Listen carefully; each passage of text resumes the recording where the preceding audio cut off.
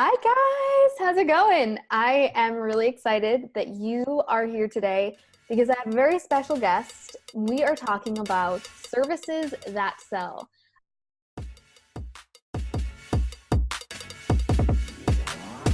I am here with Jereshia, and she is just like the ninja expert in this area, and I'm just so excited to have her here today and to be able to jam out with her on this. So thank you for being here.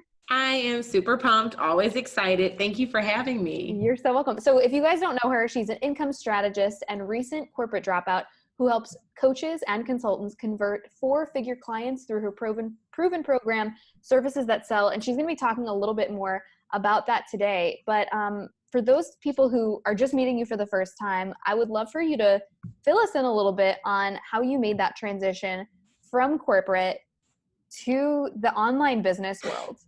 Yeah, this online business world was like an underground economy that I really didn't know existed. Back in college, I had started my very first business. I ran out of financial aid and started an online clothing boutique. And that was the first time that I got introduced to I had heard of like Amazon and like normal stuff, but that was my first time making money, selling a product to a complete stranger on the other side of the world. But when I got into corporate America, I'm an engineer by trade. I started working for a utility and I worked in the natural gas space. I was a pipeline engineer.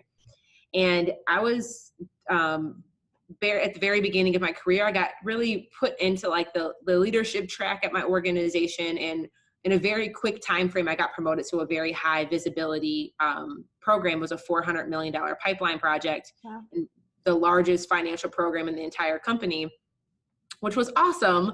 But it was like I was constantly one of the youngest in the room. I was constantly the only female or female of color in the room. And while I was exposed to so many opportunities, and I was starting to reflect on why was I getting access to these opportunities, but also what are the unique barriers that other people who look like me are experiencing that's preventing them from getting access to these opportunities. Yeah. And I say probably one of the biggest things is like I know we've talked about this before, understanding your worth and understanding your value.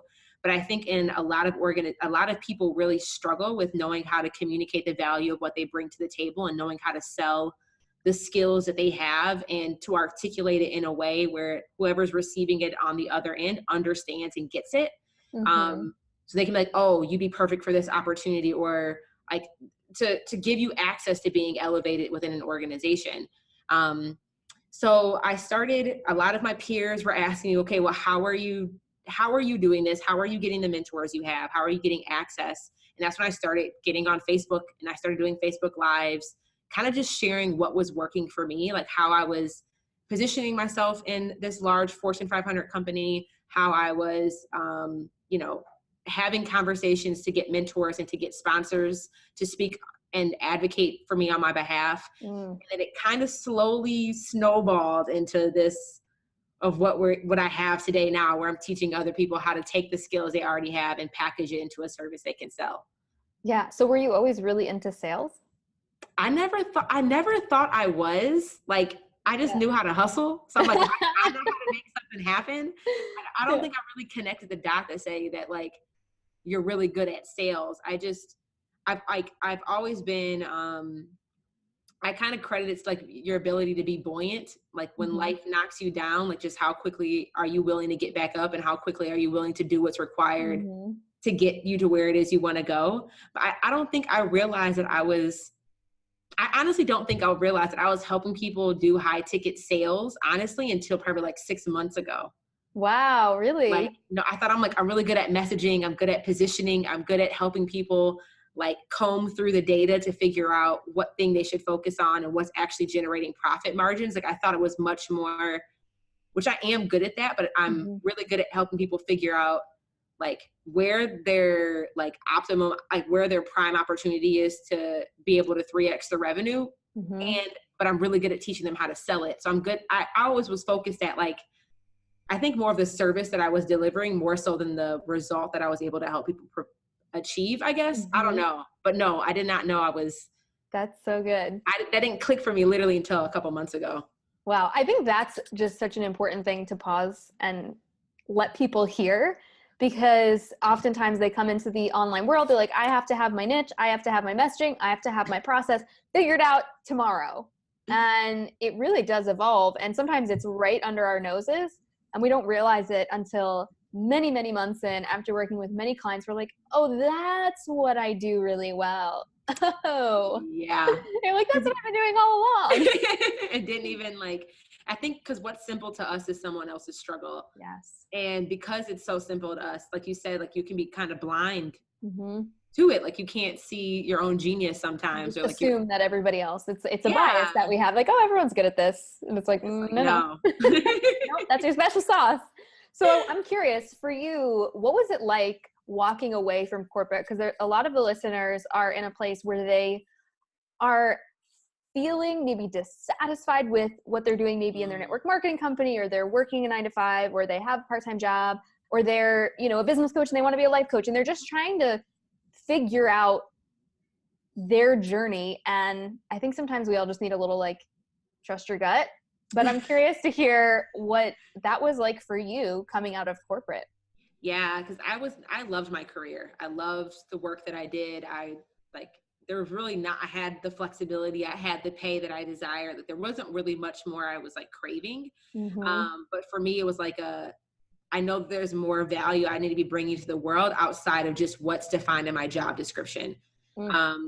But for me, it was really not about like taking a leap or like jumping off the cliff. For me, I've always viewed it as I'm just building a bridge. Just so I want to be able to build a bridge so I can stand at the tip of the bridge and look at both pathways and just have an opportunity to make a choice and just make a decision, not based off of fear, not based off of how much money's in my bank account, but just based off of how I desire to experience life every day. And that's kind of how I viewed it. Like I really started looking at myself as, I am a business. Like Jereshia Hawk, you listening to this, you are the business, you are the entity. Your 9-to-5 right now just maybe your biggest client. So I like that. Yeah. So that's, I started shifting my perspective. Yes. Like, well, do I want to keep this 9-to-5 as my largest client, or do I want to diversify my portfolio of clients to but no matter what, I just wanted to be able to feel like I had freedom of choice. And that was like when I remember I started getting to this online space, and I was like, okay, maybe about 10 months in, I had made $6,000. I had spent more than $6,000. I'm like, Jay, if this is a hobby, I need you just to commit to saying this is a hobby and we need to start cutting out some of these expenses, or are you actually going to treat this like a legitimate business? And I made a very conscious decision saying, okay, I'm going to go all in. I'm going to treat this like a legit business. I'm going to give myself 3 years before I say that it didn't work. So then I made a conscious choice, and I started I think when I made the decision that I wanted to become an engineer, I didn't just go out to some random field and start, I don't know, just trying to make up whatever it was. I went to school. I invested in education. Like I followed somebody else's framework. So I treated my business the same way. I'm like, who can I learn from who's already built out the path where I can start where they left off versus starting at ground zero. And when I started making those strategic investments, that's when I really started to see traction in my business, because I understood business and I understood how to deliver a service, but I didn't really understand the full scope of what was required to sell it in the online space.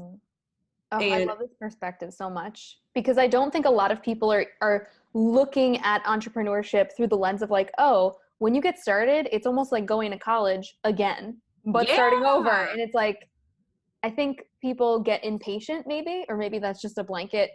Obviously not everyone, but a lot of times I see this impatience. Like, I went to school, I did my thing. Now I should be where I want to be. But it's like, well, you just completely pivoted and changed directions, and you're entering a whole nother world. So it really does require that permission to be that beginner again, to start over in a lot of ways.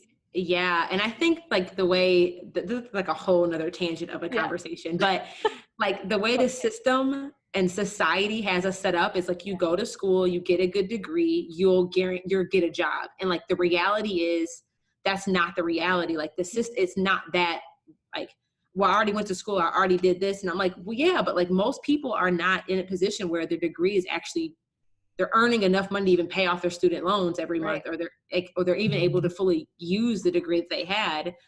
But I agree. Like, I just think that we so blindly will go to college and spend 4 or 5 years and tens and thousands of dollars to get education. Why do we second guess and doubt that when it comes to our business, when most people have not been trained at, like, delivering a service as an employee and running a business as an owner are two very different skill sets. Yeah. So I agree with you 1,000% on that. I'm like, how can the logic work so much that way? But when it comes to you, and when it comes to you learning, like, and really equipping yourself with what's required so you can, because in the beginning of building a business, you're wearing all the hats. You're wearing the hat of delivering the service, and you're wearing the hat of selling the service. And you have to learn that. And most of us as entrepreneurs, we have to learn how to make, that CEO code switch, like, of how to go from being an employee to fully stepping into, like, a true CEO leadership role. Yes. And that is, like you were saying, you had to create the bridge from being in corporate as an employee to having your own business. And I think for a lot of us, like, when I first stepped into the coaching world, I didn't really understand the full scope of what it would require to run a business. And so I think there's, like, in the last year and a half, like, I've been building a team and bridging that next piece of, like, I'm not going to be wearing all the hats. I'm not creating the graphics, setting up the Facebook ads, creating the strategy, booking the podcast, sending the info out, like, getting on the coaching call, scheduling the coaching. Like, you guys know, if you're listening, you're probably not realizing how much stuff you actually do every day. Mm-hmm. And when you start to get to that place where I think you can start bridging that gap right now, like, hire a VA. Yes. And start getting those things off your plate to get your time back. That's a little tangent, but and also, just, like, before we leave that, like, so much of my corporate job set me up to be successful as my own business owner. And when you saw that infrastructure. Yeah. And, like, when I said, okay, I'm going to get serious about building this business, I'm like, okay, well, what can I do to put myself in the rooms where these strategic conversations are happening in my organization before I leave? Because I'm like, if I can learn how $1 billion business runs and operates from a strategic and operational perspective, I can apply that same thing to my small business, even though we don't have nearly as many zeros in the bank account yet. So it's like, wherever you are right now, it's like, take advantage. Don't just walk into your job or walk into your network marketing or whatever role that you're in as just a consumer. Like, really start to think about, okay, why are they making the decisions the way that they're making them? Like, start to put not just as a consumer, as an employee who just needs to go do what you're told, but start to think about the logic and the thought process and the strategy behind why the infrastructure and why the business is running the way that it is. And so then you can start to learn that skill set before you leave. That's actually a really brilliant insight, because I was just talking to a bunch of my students the other day, and they were like, oh, I hate it. It sucks. I hate my job. And what you're saying is, hey, you have an opportunity before you get to the place where you leave to actually study this. And I wish, even in the restaurant business, in hindsight, I looked back and said, oh yeah, the restaurant didn't function because they had us doing 15 different things each. And so we were all running around like crazy. But a restaurant my friends worked at, they all focused on 3 core tasks, one of them being customer service. And that's a Fortune 500, like, it was Cheesecake Factory, and they had, like, a dialed in system, and we were TGI Fridays, like, flopping around, like, couldn't figure out what the hell's going on. So it's just so interesting when you really can look at it through that business lens. And if you guys can start to filter the world and filter your experience through that, there's a lot to learn and a lot of content to be made from that. Yeah, totally. So that was so good. How I mentally started shifting. And then I realized I was trying to go down the original traditional sales funnel route, like create a $7 ebook, create a $97 digital course, and then create all these things before I ever introduced anybody to my high ticket offer. I was trying to grow an email list and, like, trying to run ads when I had no idea what the heck I was doing. Like, I was trying to mimic what I saw the millionaires doing. Yeah. And it bit me in the butt, because I think a lot of the time we look at the people we admire and we try to mimic their business model as it looks today, without fully understanding what was all the things that were required for them to get there. Like, we're trying to mimic somebody on step 15 when we're at ground zero, and it didn't work. And I was like, okay, I need, instead of trying to build this wide funnel of grab a ton of people and then slowly trickle them down to this small group of people buying one big thing, I decided to flip the funnel and focus what's a minimum viable audience I can focus on, and what's a high ticket offer I can sell out of the gate. Because if I get 4 clients at, $2,500, that's a $10,000 month. Versus me having to sell, how many $97 emails? like $7 masterclasses. We gotta sell 7,000 of those, girl. Or 1,000 of those. You guys got 7,000 people? So this is what you mean when you're like, air quotes, like I was trying to build an email list, trying. Like, because I didn't know, like, it was just like, there was so much tech that was involved. And it's like, you look at these people who have these massive, like, that are doing that at that level that I think that we look up to. And it's like, you don't realize they have 4 developers on their team. They have 7 team members. Like, they are spending X amount of money in capital every month. And it's like, I didn't have the capacity from a financial, energetic standpoint to be able to do that in my business at the time. So I think it was really coming to terms with, I had to identify a business model that met me where I was at in this season of my business to get to the next level, versus trying to mimic somebody else's, like, season 4, when it's like, I still don't even know the basics yet. I'm so glad you're saying this. Like, everything you're saying today, I'm like, yes, this, like, and we're going live simultaneously, and everyone's like, this is what I needed to hear. Yes, like freaking out, loving it. Because this is another thing that I hear from a lot of my clients too. They're like, well, I really want to have a business like so-and-so. And I'm like, well, they have 35 courses. You're not going to build 45 or 35 courses out the gate. Like, that's great that you want to be like Tony Robbins, but that took him, he's 65. That took him some time to build up, like decades, and like one brick at a time. So the fact that people are trying to jump to that, level 300 when their business is in infancy, it's like, you're just not setting yourself up for success. So I'm so glad we're talking about this. So for you, as you started to transition, you figured out like, you're a ninja at sales.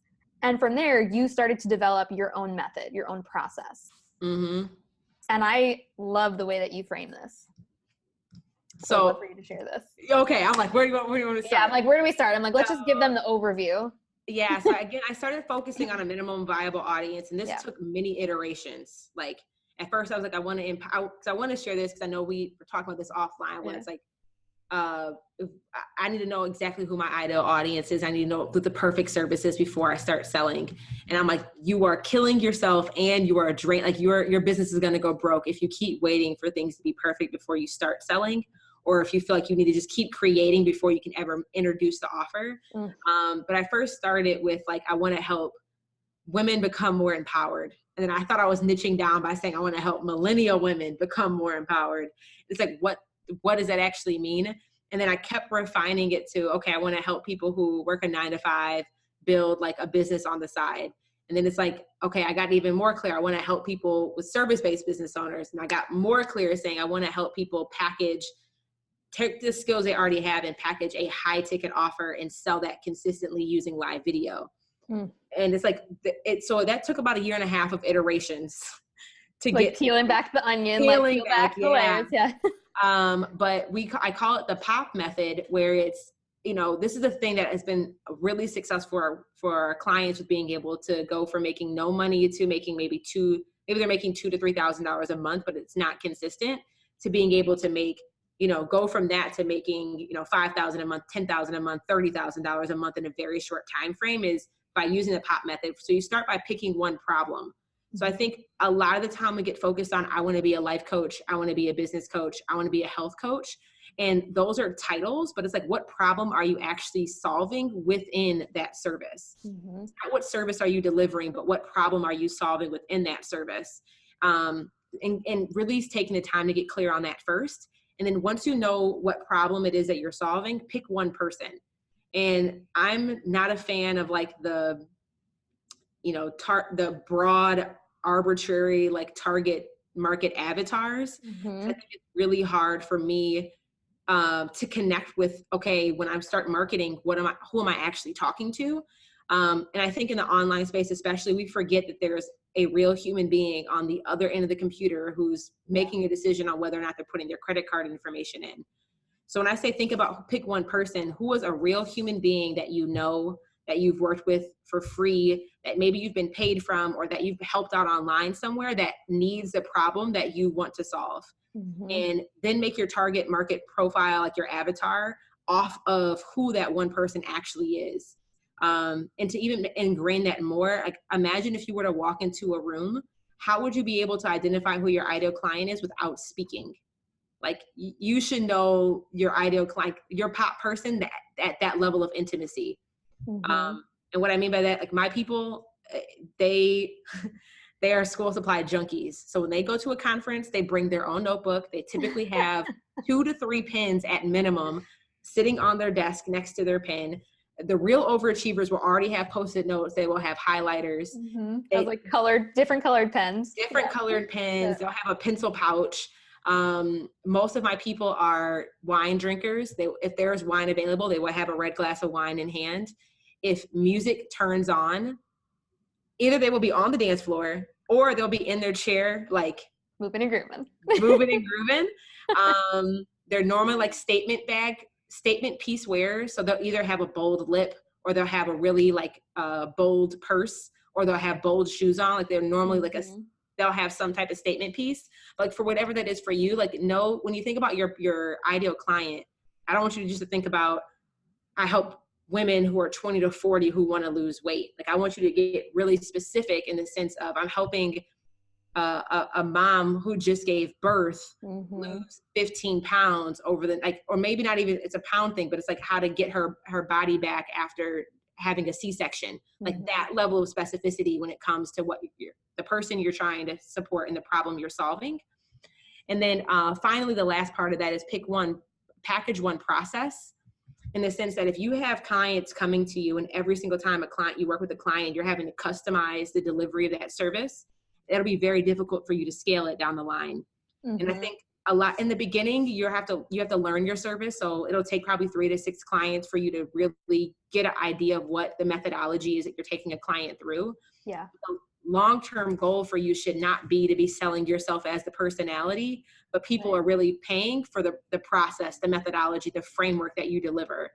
And that's really the ultimate goal that I think when you talk about creating a business that's sustainable, manageable, scalable, you have to have a framework. So that's like the core root of it when I talk about the POP method, when it comes to packaging a high ticket offer. Yeah. And I love this. And I mentioned you before, I'm like, oh my gosh, I didn't realize like we are so like in alignment we teach such similar things, and we approach it in the same way. And it just gets me so excited because this does work. Like this is it. Like simplify, people, simplify. And I really love what you're saying, specifically in this third piece around having a clear process. And, you know, when we're helping someone map out their method, map out their process, like you're saying, when you do high ticket sales, you're doing one-on-one. At first, this is really great to, you know, kind of test things out and clarify your method. But I was even listening to your podcast, which you guys should totally go subscribe because it's freaking awesome. And I know you were saying that, you know, when you're looking to work with a coach, if they don't have a proven process or a proven method that they're teaching and have duplicatable results, not that it's a sign to run, but it's a little bit of a red flag, right? And I'm not sure. Yeah. And I mean, like, especially if, like, again, I've definitely hired consultants or coaches where they did not have a proven process or a proven methodology and was still able to get value out of it. But in the same sense, I think that there's just understand that that's something that you're going into, right? Because if they don't have a proven methodology or a proven process, like, well, one, just know that they're getting results. If they're getting consistent results, even though they don't have a framework that's visible, like I'd probably I'd be maybe okay to take that chance. But if there's somebody who has no results, they haven't themselves gotten the results, you don't see any results they've given anybody else, like it can just, you want to just make sure that you're making a wise decision and a wise investment. And even if you're feeling like, well, how am I going to sell my service if I don't have my process or my methodology, just know that, like, I think because people are paying higher ticket, there will probably be more manual or active work that will be required of you. Because if you don't have a methodology or a framework, maybe you're meeting with people on a call bi-weekly or weekly, and you're having these check-ins, or there's just more back and forth that you're willing to do. Which in the beginning, that was me too. Like I met with my clients weekly. There were live calls. Like I would send them assignments after our call and recaps. It was way more hands-on. Yeah. But I'm just saying, like, after you've done that, I'd be really worried about investing in somebody who is not high touch point and they don't have a methodology or framework. Cause I'm like, what the heck am I following? And you're not there to guide me, then I don't know what's about to be taking place. Yeah. And that's something that I've been hearing a lot of people talk about in the industry as well, that there's like some balls are being dropped with some high ticket offers. And I think that's really what it comes down to. And it's a lack of clarity in what are we learning together? What are we working on? What is our end result? What's the transformation we're going to create? And when you have that method, man, it just like clarifies the heck out of everything. So I'm curious for you too, when you used to do a lot of high ticket one-on-one, and now you've really transitioned your business and you're scaling your business, and the business model has evolved a bit. So how did you start to shift into what you're doing now? Yeah. So I started doing high ticket one-on-one, and that was the place where I was able to figure out what my methodology, my framework was, get clear on, okay, I know I have a service. Now I know how to actually sell it. It gave me like flexibility to kind of move things around to while I was in that discovery phase. And once I started realizing that I was getting, clients, I was seeing consistency in the results that they were getting. I'm like, okay, I think we actually have something here. Then I went to group coaching or masterminding. Like we went to a group container type of environment where I was still taking that same methodology, but like, okay, I know how to do it one-on-one. Can I put it in a way where I can teach it one to many, where I'm not as hands-on with like filling in the gaps, trying to realize where are the gaps when it now comes to getting consistent results for multiple people at one time. And then I did that probably 3 times, because I've done it in 2 different containers. I've done it in like a 5-figure offer, and I've also done it in a 4-figure offer container. So some had like in-person retreats, some did not. It was all virtual. So I've tested it. Then I was like testing, okay, what's the best way for me to deliver this offer? Is it better in a high ticket container, like a multiple 5-figure container with a small audience, or in a multiple 4-figure container, but I'm not as hands-on, as touchy? Again, started to, it's really about being in a mindset of just continuous improvement, not perfection. Like it's focusing on progress over perfection. Cause like you're human, and like, there's so much you think that like it needs to go step 1, 2, 3, 4. When you realize you start teaching it to somebody else to get the result for themselves, it's like it actually needs to go 2, 3, 1, 4 or something. Yeah. For them to get it in a way that they understand. So I did group programs for a short stint. And then once I was like, felt really confident about the methodology, that's when I packaged that same signature service that we've been using this entire time, from one-on-one to group to a signature course. And that's what services that sell is now. Like we've had over 150 students go through it. The framework is solid. Like we're still making improvements to make it like, prettier and more like trying to gamify the experience a bit more now. But like I think the cool thing about having your signature service and working off of one methodology is that it's an offer that can evolve. You can evolve into how you deliver it throughout the course of your business. But like that same thing the theme of that thing, the core of that thing has not changed in the last year and a half. We just changed how we deliver it and how we support our clients through the process of it. That's so beautiful. And I think that's such a great way to approach what you're teaching. Like I've been teaching the same core stuff since 2016, and every single time I've relaunched, things have tweaked. I've noticed little nuanced things. Oh, I didn't realize that was a question that I should keep it's just, and I don't necessarily see that many people in the online space doing that, because people have freaking squirrel brain. And I'm like, oh my God, I got to create this. Oh, look at this person doing this. And I think you're a beautiful testament to like, just stick with what you're good at. Focus on the one signature offer. Stop spreading yourself thin, because that's really when you can position yourself as that authority and expert in your industry, in your area. Yeah, but like really right. I want you to guys think about the people you most admire. Like the people that, like Kevin Hart is one that comes to mind. I love that little man, and he is hilarious. But like you think about Kevin Hart, Tony Robbins, Michael Jordan, like you think about the Beyoncés of the world, like the Jay-Z's of the world, like the greatest people, you have to think about they were not squirrels in their early years of their career. Like they may be squirreling now, but like you look at Kevin Hart, that he is known for being a comedian. He was a comedian for decades before he started becoming an actor, before he created a shoe line, before he, I don't know, started making mixtapes with Trey Songz as like Chocolate Dropper. Like Beyonce, she's a singer. She is a performer. She was a singer for decades before she came out with her clothing line, Ivy Park, or started doing like real estate investments. I know she owns like apartment buildings before she started making documentaries. Like, I think like Tony Robbins, like he was like, Tony Robbins is like a beast. He's just like amazing. But people in my courses would use him as, well, Tony Robbins, his, niche is big and broad and vague. And I was like, but it didn't start that way. I was like, he started helping people with phobias and cigarettes. That's what he started with. And then like, he built from there. Yeah. Yeah. So it's like, you have to figure out what is going to be the trunk of your tree before, like, I think too many people start to build branches and those branches are weaker, smaller limbs. And you wonder why they keep breaking. It's not attached to anything solid. And I think you mentioned before, it's like impatience. I think in the digital world, there is way more impatience because so much is just like, I can go online right now and order Amazon groceries and they're here in 2 hours. Like so much is readily available to us that sometimes I think we forget of, just because I have a great idea, one, doesn't mean that it's a great business opportunity. And two, if it is a great business opportunity, like the reality of the real world, like there's real things that are required to build that business to be something that's going to be manageable, sustainable, scalable, long-term. Yeah. So I think it's just like and realize like 2 years in business, 3 years in business, like you're still an infant.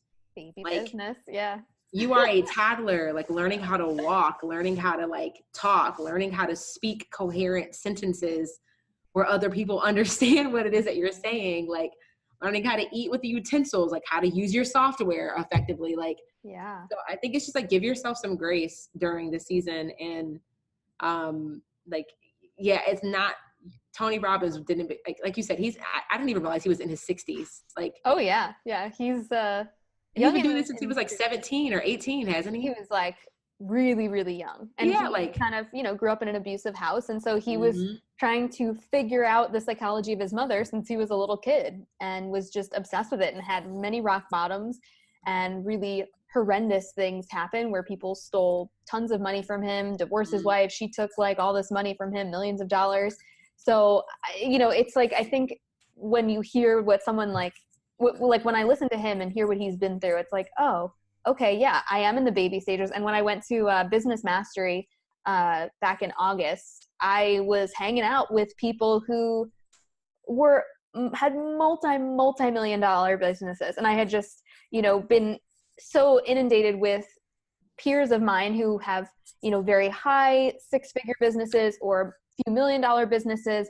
And then hanging out with, I won't say that the company name, but I'm just chatting with this guy and he's like, oh, what do you do? And I'm like, oh, what about you? And he's like, oh, this, year we're going to be expanding into, India and this and that. We did like $40 million last year, but I think next year we're going to hit 100 million. Cause like we might be like expanding into China. And I'm just standing there like, yes, you like as if I know what the hell's going on. And it was just a really crazy moment for me of perspective of like, oh, that's the next level. It's not like, oh, I want to get to 5 million. It's like, holy crap. Like you're like casually like, yeah, 100 million this year. Like that's no big deal. Didn't even like flinch, didn't bat an eye. So like, oh, there's so many next levels to the next level to the next level. And it was just really cool to see his certainty and confidence in having that conversation. But I think it's like the thing that I'm loving about what you're saying is just like, regardless of where you are, just focus on like what's required for you to graduate to the next level, or like for you to get to the next season. Yeah. Cause I think sometimes we try to skip, it makes me think of like Super Mario. Like we try to skip too many levels to go fight Bowser. And it's like, we are not prepared. Like just focus on like, getting the +1, or focus on like finding Yoshi, like, or focus on, just focus on what's required for you to like, just evolve to the next level. And that should be the thing that you are judging or basing yourself like, or defining your success off of, not, well, why is this person so much further ahead of me? It's like, well, like I always like, don't be mad by the results you didn't get from the work you didn't do. And it's just, you're not there yet. And that's okay. And if I say to people, like, if I were to give you 100 new clients tomorrow or a six-figure business tomorrow, what would you do? Would you have the infrastructure? Would you be able to handle it? Would you be able to deliver? And they're like, well, that probably wouldn't happen. I'm like, right. But you're saying you want that to happen, but you're not preparing for the expansion. So I'm like, right now you have atrophy. Your business is atrophy. You need to grow and go through these hard times, because it's like you go to the gym, you pick up a weight, it's 5 pounds. You need to slowly build up. You can't just jump to running $1 million business if you never made $1,000 before. Yeah. It's like the Oprah effect. Like when Oprah was back on TV and she used to do her Christmas, like top favorite things. Oh, so many businesses went out of business because they were listed on Oprah's list, and they obviously their sales like skyrocketed. Yeah. They could not handle the demand. They couldn't supply the demand. Wow. So many businesses went out of business because of it. I mean, others have thrived off of it. Like you look at UGG shoes that blew up because of Oprah, Spanx, which I love. Sarah Blakely. That was an Oprah effect. Carol's daughter, they blew out of the roof after they got on Oprah. So I'm like, it's just, I think, like you said, so many of us are craving for that Oprah effect to happen, but it's like and this is why I love like what you teach when it comes to NLP and the mindset. Yeah. Like, it's like, who do you need to be and who do you need to become? Like you have to be you have to become that person before the physical stuff comes. Yes. Oh, so much so. Yeah. And I want to talk too, because, kind of tapping into some of the beliefs around it. I always love to ask successful people, what are your beliefs around success? But specifically for you, how did your beliefs change as you transitioned? Or like, is there something that you needed to change internally about the way that you approach money and business and one-on-one coaching? Okay, so give me the goods. Like, this is the thing. So much of, I think, my beliefs, well, all of our beliefs are wrapped in our childhood and our upbringing, but I grew up without my parents. My mom left when I was 2. I left my dad in middle school. Neither one of them graduated from college. My mom did not graduate from high school. They both worked minimum wage jobs, would have 2 or 3 jobs, and still just be like from what I could see from them, my dad was just down the street, but he just wasn't an active parent. And what I knew about my mom, they would, my mom worked at a gas station or 7-Elevens. My dad would work 2 or 3 jobs and still would struggle to make ends meet. So I think growing up, I always was I know that I don't want a life of struggle. I don't want a life of every month when the bills are due. It's a very high pressure, negative environment. We don't know how we're going to pay the bills. So much of my money mindset was based off of resentment of who I did not want to be. So I didn't know what success looked like, but I knew what I didn't want to have. So I was like, how do I be the complete opposite? Go to college, get a good degree, make good money at every stage of my life, which I've always make more than what you need to cover your bills. Mm-hmm. And I've done that since I don't know, probably since I was 17, since I went off and left high school and went off to college. I always had really well-paying jobs that were very non-traditional. I used to do auto shows for Chrysler in college, pays very well. But I could work in 4 days and make what a kid on campus would make in working 40 hours a week on a campus job. Right. So I'm like, what's the way that I can, so that's what so much of my mindset was. But then when I became an engineer and I was making more money than I had ever seen, then a new money mindset crept up of most people I know, when they make when they have influx of money, they blow it. Mm-hmm. So I used to hoard my money. I would save which I guess isn't a terrible thing, but I would say I saved every dollar. I lived extremely frugally. I lived far below my means. But I realized too that when I got into entrepreneurship, having that mindset does not serve me. It does not serve my business. It does not serve the person I want to become. So when I started my business, in the beginning, I used the profit first method.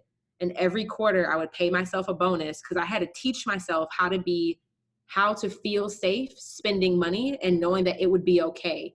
Mm-hmm. If I spent money, that I would be able to make it back, or that I'd have control not to blow it all. Yeah. Wait, so just quickly pause for people who don't know what the profit first method is.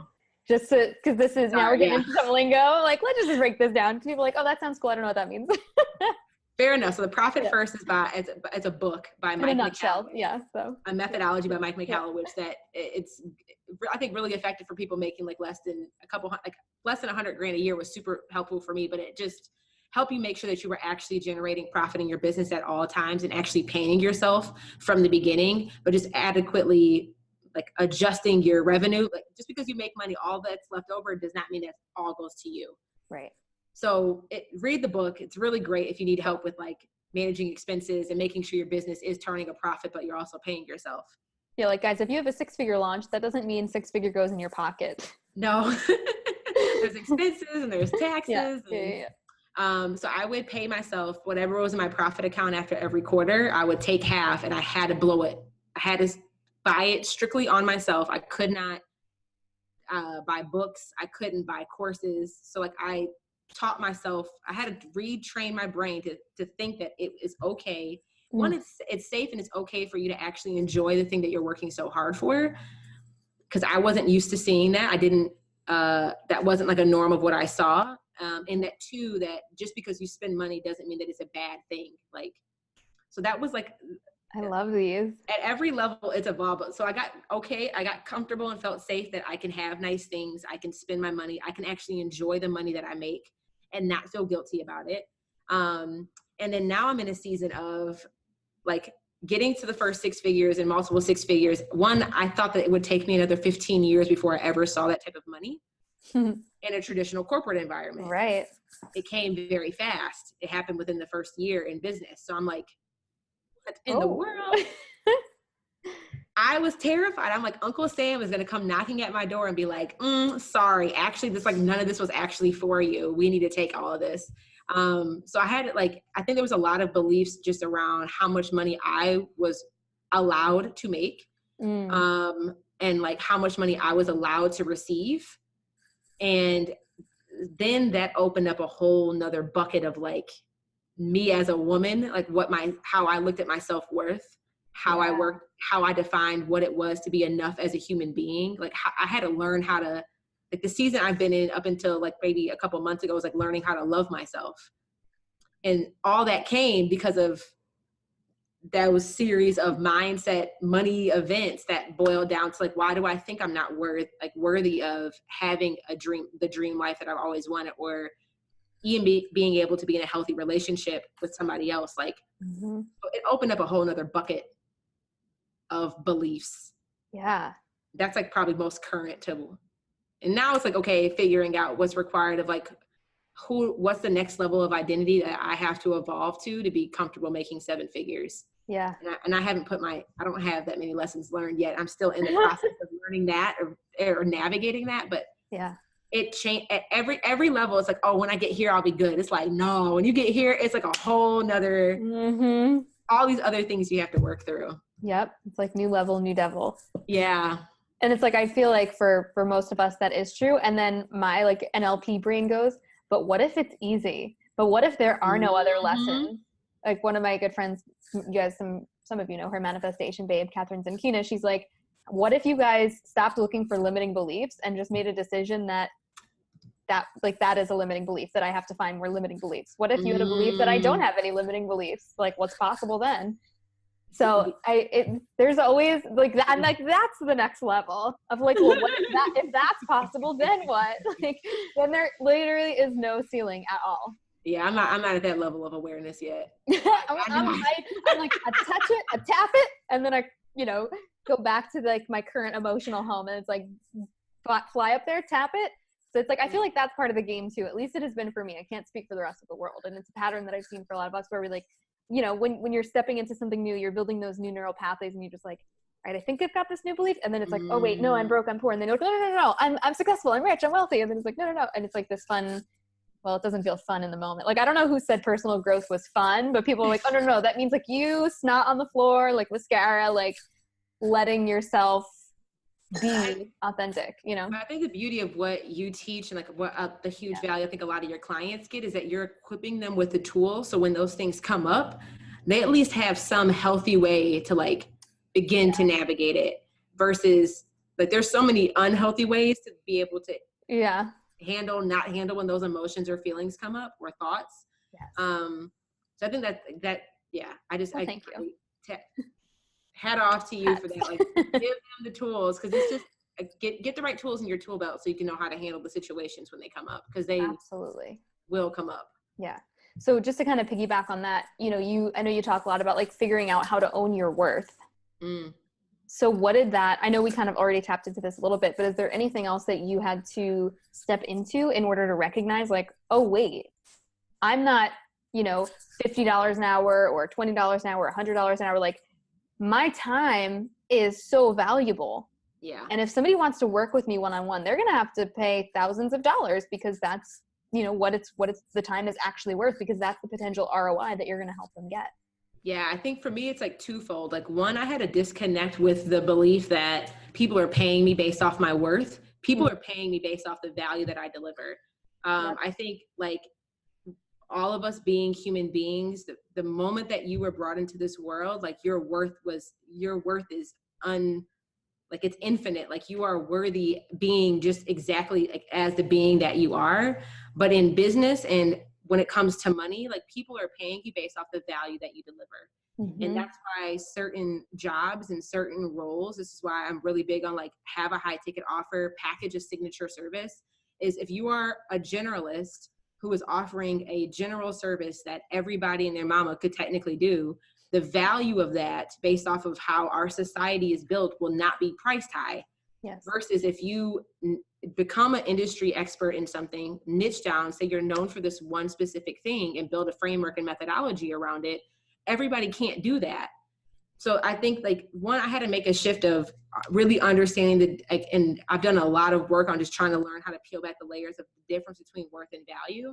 But I think the second piece is, like you have to be able to understand what the return on the investment is for whoever is working with you. Like you need to be able to you need to be able to know that and be able to articulate what the value of what you deliver is.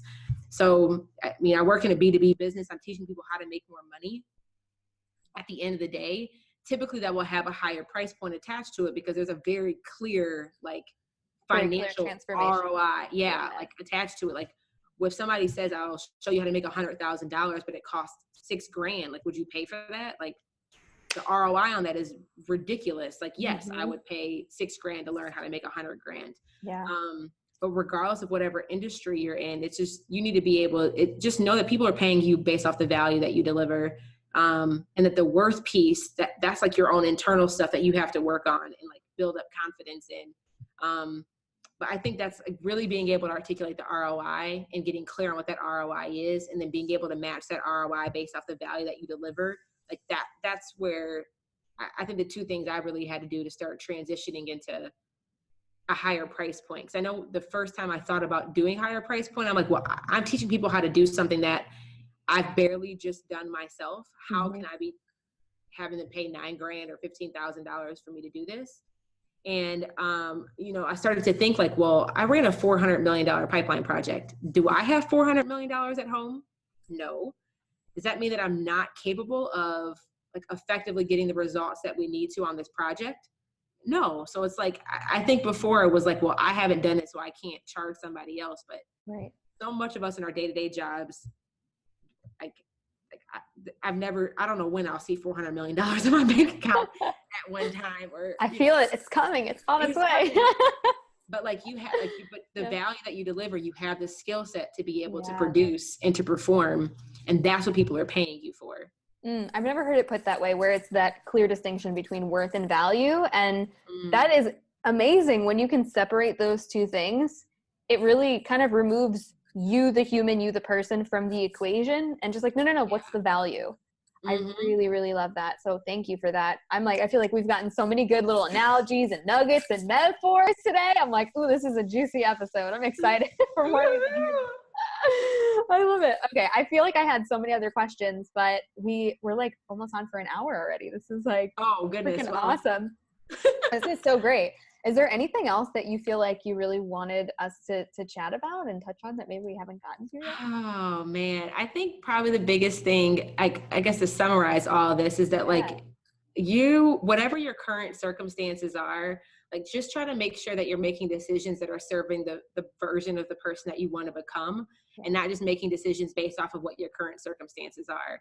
Like, I think that's something that every level, at every stage I've been in, I had to make a conscious choice to say, am I going to make the decision to do whatever the thing is that will keep me comfortable and keep me safe in this moment? Or am I going to make the decision that, like, just the decision I'm making, it, like, is this really serving me, or is this only serving the person in my circumstances today, but is this serving the person that I want to become? And I think in all of this, like, that's just asking yourself that question, like, is this serving me? And not just, and if it is serving you, being able to distinguish, is it you today or the person that, like, the goal or the aspiration that you want to become? And just try to be more conscious on making decisions that serve the future version of yourself. I can't remember I heard this on a podcast, but I love the question. It's like, what would success do? And it's like, whenever they get stuck and they have to ask themselves, like, well, what am I supposed to do? It's like, what would the successful version of you do? Yeah. And, like, make that decision. Because that will get you closer ultimately to where it is that you want to be, even if it is uncomfortable or scary to do it in the moment. Yeah. Like, make the decision that will serve you best in the future. Yeah, and I had read something kind of speaking to this. It was like, you're always saying yes to something. Instead of saying, like, yes, I'm going to do this, or no, I'm not going to do it. No. You're always saying yes to something. You're either saying yes to your growth and expansion, or yes to playing small. Like, we are all energy. Like, if you look at us on a molecular level, like, there is no standing still. There is no plateau. We are always in some kind of movement, even if it's so incremental, it's difficult to see. So you're always saying yes to something. When I heard that, I was like, ooh, like, I didn't like it. I didn't like it. I was like, I gotta sit with this one for a second. Like, how dare you say that, you know? And I think when things trigger me that way, where I just like, I'm like, I don't like that. Okay, Jen, why don't you like it? Why does that trigger you right now? But it's like, oh, it's because I've been saying yes to things that are moving me away from what I want. And that's a hard pill to swallow sometimes, but if we don't look at it, then we really That's good. That's good.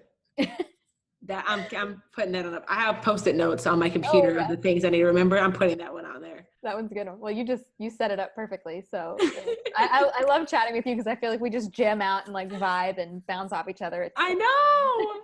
I'm like, we gotta hang out in person. Where do you live? New York. Oh, okay. Next time I'm in New York, I'm gonna hit you up. Okay, let's do it. Awesome. Well, okay. People are obviously listening to this going, oh my God, I love this girl. How do I go and hang with her and learn more about her?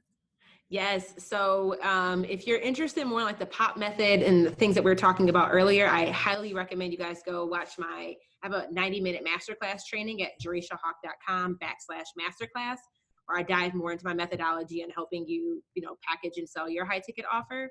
But if you want to just kick it with me on the daily, Instagram and Facebook are the best places to find me. You can find me anywhere at Jereshia Hawk.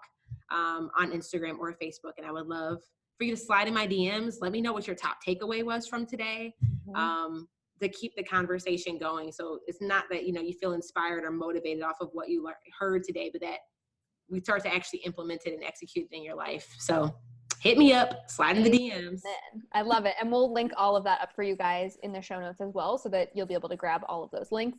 But yeah, take a screenshot of the show and tag us on your IG stories and let us know, like, what was the biggest aha? Because, like you said, it's all about taking that action, implementing. Because it's really easy to listen to podcasts, be like, oh, that was a really cool idea. Right. And then, like, that's it. Right. Don't let it stay in the theoretical, guys. You got some great actionable things from this conversation today. I know you did. So go ahead and just start doing it. Implement one thing. Awesome. Well, thank you so much for being here. Thank you for sharing your absolute brilliance and your amazing energy. I just absolutely adore you. And I'm so freaking grateful that we connected. Like, I know. Thank you for sharing with your audience. It was an honor and it was so much fun. This was such and your podcast too. Oh, podcast. Jereshia said. Go check it out, guys. Podcast. Yeah. It's for anybody who is a service-based business owner who's looking to sell their services, serve more clients, and be able to scale beyond one-on-one. Yay. Awesome. Well, go check it out, guys, and we'll talk to you soon. Bye. Bye, y'all.